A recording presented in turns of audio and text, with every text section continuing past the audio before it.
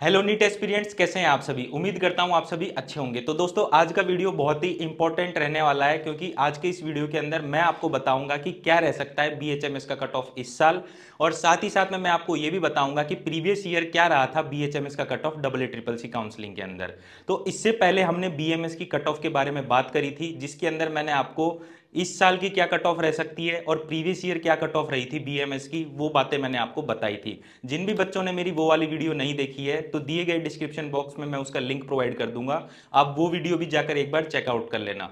और साथ ही साथ में मैं आपको ये भी बता दूं, जिन भी बच्चों ने अभी तक हमारा फ्री गाइडेंस फॉर्म फिलअप नहीं किया है, वो हमारा फ्री गाइडेंस फॉर्म भी फिलअप कर सकते हैं और हमारे Ayush and veterinary counselling guide course के अंदर भी इनरोल कर सकते हैं, जिसके अंदर हम प्रीवियस ईयर का कट ऑफ, कॉलेज का प्रेफरेंस क्या रहेगा आपके मार्क्स के हिसाब से, और बेस्ट से बेस्ट चॉइस फिलिंग आपके मार्क्स से क्या रहेगी, वो सारी चीज़ें हम वहाँ पर प्रोवाइड करते हैं। और Ayush and veterinary counselling guide जो कोर्स है, वो एक ऐसा कोर्स है जिसके अंदर आपको सारी इंफॉर्मेशन मिलेगी ए टू जेड। तो यहाँ पर अब हम बात करने वाले हैं कि प्रीवियस ईयर क्या कट ऑफ रहा था बीएचएमएस का, वो हम यहाँ पर सबसे पहले देख लेते हैं। तो देखो, पिछले साल जब double A triple C counselling हुई थी, उसके अंदर 5 राउंड हुए थे, और जो सबसे लास्ट राउंड था उसे कहा गया था स्पेशल स्ट्रे वैकेंसी राउंड। तो ये जो कट ऑफ मैंने यहाँ पर बताई है, ये मैंने स्पेशल स्ट्रे वैकेंसी राउंड की बताई है। तो यहाँ पर आप देख सकते हो, ये मैंने कैटेगरी वाइज कट ऑफ यहाँ पर बताई है। जनरल कैटेगरी के लिए जो कट ऑफ रही थी वो 420 मार्क्स रहे थे, और जो रैंक रही थी वो रही थी 2,02,713 रैंक रही थी लास्ट। और जो कॉलेज अलॉट हुआ था वो हुआ था JSPS government homeopathic medical college Hyderabad Telangana.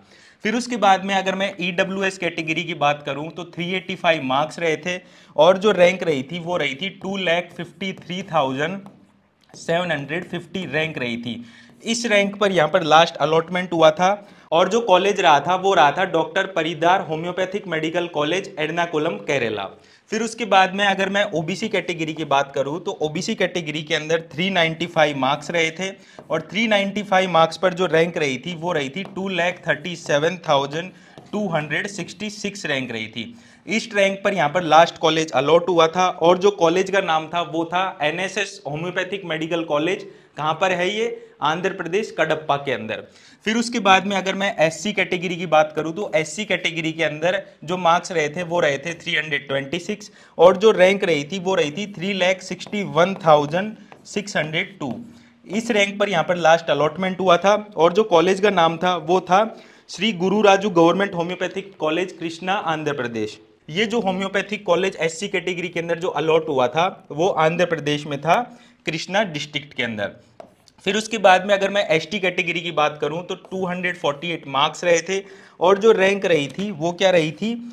5,55,726 rank रही थी यहाँ पर। और जो कॉलेज का नाम था वो था Pandit Jawaharlal Nehru state homoeopathic college, Kanpur, Uttar प्रदेश।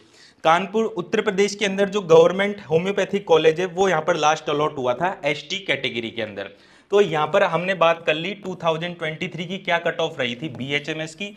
अब हम यहाँ पर बात करने वाले हैं 2024 की क्या एक्सपेक्टेड कट ऑफ रह सकती है BHMS के अंदर।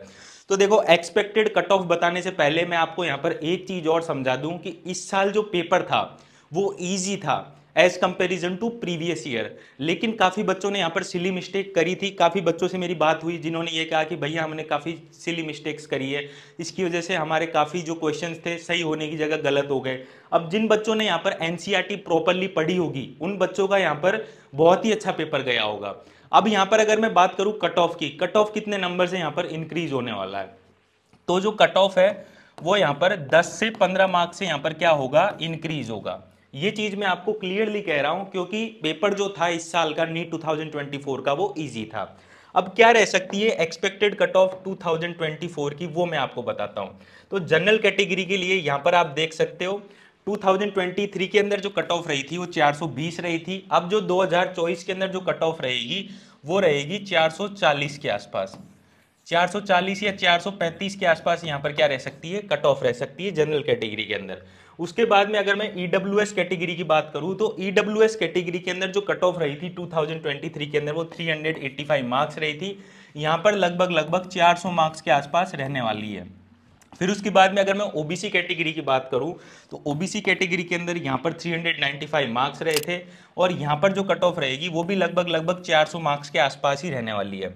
अब यहाँ पर हम बात करते हैं एससी कैटेगरी की, तो एससी कैटेगरी के अंदर 2023 के अंदर 326 मार्क्स रही थी और यहाँ पर रहने वाली है 340 मार्क्स के आसपास। उसके बाद में एसटी कैटेगरी की बात करूँ तो एसटी कैटेगरी के अंदर 248 मार्क्स रही थी और यहाँ पर जो कट ऑफ है वो 260 मार्क्स तक यहाँ पर कट ऑफ रह सकती है।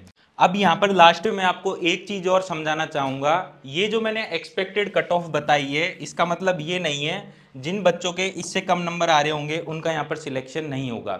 देखो हर साल होता क्या है, हर साल यही होता है कि जो कट ऑफ होती है वो स्पेशल वैकेंसी राउंड में बहुत ज़्यादा वेरी करती है।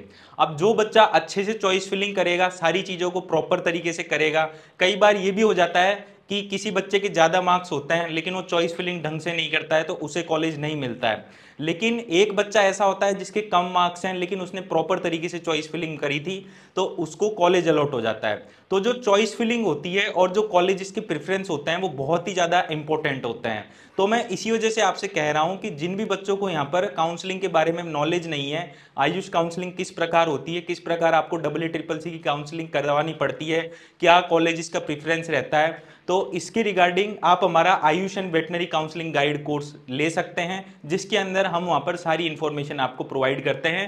फर्स्ट राउंड से लेकर लास्ट राउंड तक आपको यहाँ पर सारी चॉइस फिलिंग बताई जाती है। और लास्ट में आपसे ये कहूंगा कि जो आयुष काउंसलिंग है वो यहाँ पर अगस्त में चालू होगी, तो आपके पास अभी काफ़ी टाइम है। जो भी डॉक्यूमेंट्स अभी तक आपके बने नहीं हैं या बनना बाकी हैं या अभी तैयार नहीं हुए हैं तो आप उन्हें भी बना लीजिए। काउंसलिंग के लिए पूरा प्रिपेयर रहिए और जैसे ही अगस्त में काउंसलिंग चालू होगी तो सारे लेटेस्ट अपडेट्स होगी वो आपको हमारे यूट्यूब चैनल पर भी मिलेगी। तो गाइस इस वीडियो के अंदर इतना ही था। आई होप गाइस ये वीडियो आपको पसंद आई होगी। इसी तरीके की लेटेस्ट अपडेट्स मैं आपके लिए लाते रहता हूं। थैंक यू दोस्तों मेरी वीडियो देखने के लिए।